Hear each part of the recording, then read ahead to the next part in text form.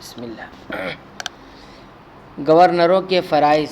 Number 1، اقامت دین، دین قائم کرنا، لوگوں میں اسلام کی نشر و اشاعت یعنی اسلام پھیلانا۔ یہ دور عظیم فتوحات کی وجہ سے امتیازی حیثیت کا حامل رہا ہے۔ ایسی صورت میں گورنروں کی یہ ذمہ داری قرار پاتی ہے کہ وہ ملک کے اندر دین کی نشر و اشاعت موجود صحابہ کرام کے تعاون سے کریں۔ چنانچہ فتوحات کے آغاز میں عہد صدیقی یعنی ابوبکر صدیق رضی اللہ تعالی عنہ کے اندر یہ ذمہ داری گورنر حضرات اپنے معاونین کے تعاون سے کرتے رہے۔ پھر عمر رضی اللہ تعالی عنہ کے دور میں جب شہر بسائے گئے اور سلطنت میں وسعت ہوئی تو علماء اور معلمین اس مقصد کے لیے مقرر کیے گئے، اور عہد فاروقی کے آخر میں اس مقصد کے لیے علماء اور معلمین کی تقرری میں زور آیا، کیونکہ شہروں کی آبادیاں بڑھ گئیں اور طلباء میں روز افزوں اضافہ ہونے لگا، اور گورنر اور امراء دیگر ملکی اور جہادی اور انتظامی امور میں مشغول ہو گئے۔ صوبوں میں وسعت آ گئی، ایک صوبے کے تحت کئی ایک شہر تابع کر دیے گئے۔ ہر جگہ لوگوں کو علماء، فقہا اور معلمین کی ضرورت پیش آنے لگی۔ اقامت صلاۃ، نماز قائم کرنا۔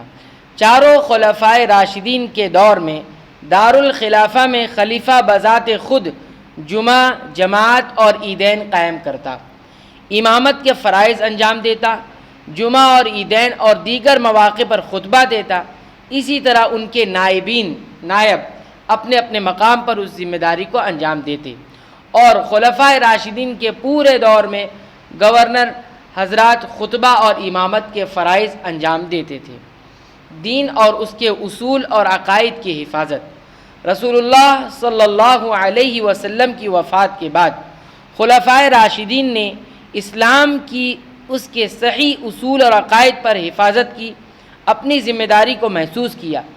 احیاء سنت یعنی سنت کو زندہ کرنا اور رد بدعت یعنی بدعت کو رد کرنا، اس میں ہمیشہ کوشاں رہے۔ احترام دین اور احترام رسول اور اس دین کے خلاف سازش کرنے والوں کی تردید اور انہیں ناکام بنانے میں لگے رہے۔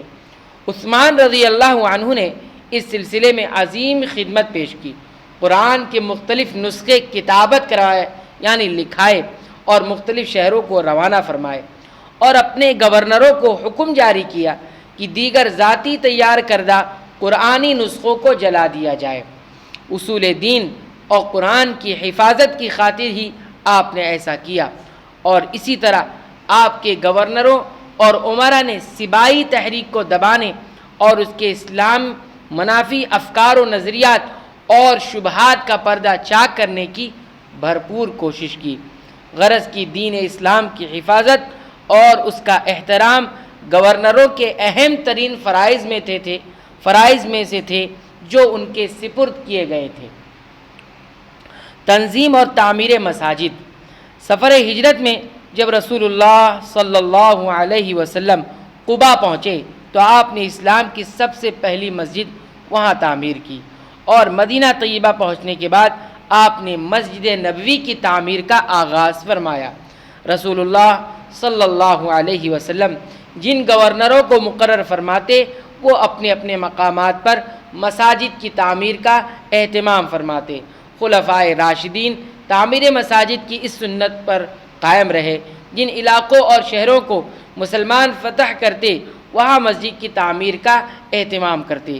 اگرچہ تمام مساجد کو گورنروں نے تعمیر نہیں کیا، لیکن صوبے کی مرکزی مساجد خاص کر جامع مسجد کی تعمیر میں ان کا اہم رول رہا ہے۔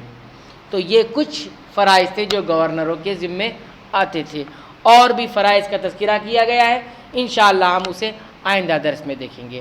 اللہ تعالیٰ سے دعا کرتے ہیں کہ رب العالمین تو ہمیں اپنے اسلاف یعنی صحابہ کرام، ائمہ دین، تابعین، تابعین، ان تمام لوگوں کی تاریخ کو کما حق پڑھنے، سننے، سمجھنے اور امت تک بڑی ایمانداری کے ساتھ پہنچانے کی توفیق عنایت فرما، آمین۔